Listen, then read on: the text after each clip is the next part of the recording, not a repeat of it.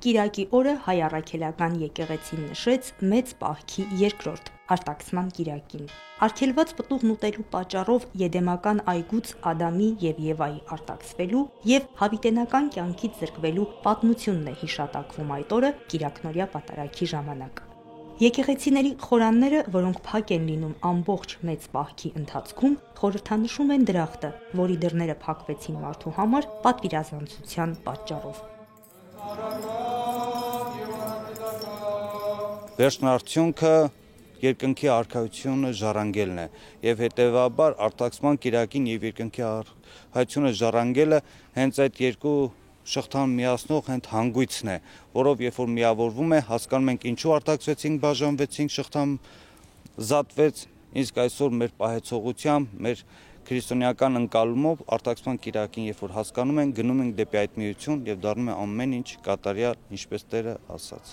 Այս ընթացքում շատ քրիստոնյաներ են պահք պահում, հրաժարվելով կենդանական ծագման սննդից։ Հոգևոր հայրերը հատկապես պահոց շրջանում միշտ հիշեցնում են, որ սննդային պահեցողությունից շատ ավելի կարևոր է հոգևոր պահքը։ Աշխատում եմ հնարավորինս ճիշտ պահքի մոտենալու խորհրդին, ուշադրությունս ուզում եմ շատ կենտրոնացնեմ հոգևորին, Սուրբ Գիրքն արեք եմ շատ ընթերցում, շնորհալի եմ շատ ընթերցում, Սուրբ հայրերի վարքը, ինչքան որ հնարավոր է աշխատում եմ միշտ Աստծո հետ շատ զրուցեմ։ Ոչ միայն պարտքի ժամանակ մարդ պետք է իր ամբողջ կյանքի ընթացքում ճիշտ ապրի, Աստծո օրենքներով, բարիությամբ, կողքինի նկատմամբ զգացողությամբ, ամեն վիճակում պետք է մարդը մարդ գտնվի։ Բնական է, որ միշտ չի որ ստացվում է, բայց եթե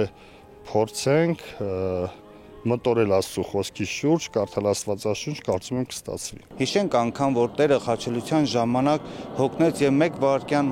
խաչը Հիսուսից վայր դրեց։ Մենք առավել եւս մեղավոր մարդիկս, գուցե լինում է պահեր, որ մենք չենք կարողանում տանել այն, ինչ որ դրված է մեր ուսերին։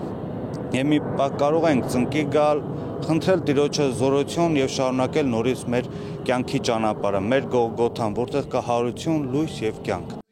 Մայր տաճարում կիրակնօրյա պատարագին քարոզ խոսեց Կոստանդնոպոլսի հայոց պատրիարք Տեր Սահակ arczepiskopos Մաշալյանը։ Պատրիարք հայրը գոհություն հայտնեց, որ գտնվում է Մայր տաճարում եւ ներկաների հետ անդրադառնում է պահքի խորհրդին։